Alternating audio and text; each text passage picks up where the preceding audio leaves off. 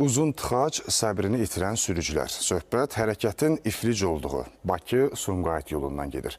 Gecə saatlarında belə uzun müddət avtomobillərində gözləməli olan vətəndaşlar vəziyyətin dözülməz olduğunu deyiblər.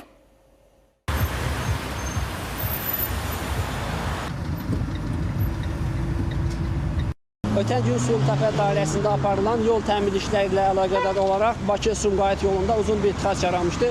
Hazırda gecə saatları olmasına baxmayaraq tıxac davam edir. Sürücülərdən aldığımız məlumata görə normalda 15-20 dəqiqəyə getdikləri yolu hazırda 1 saat yarıma, hətta 2 saata gedirlər.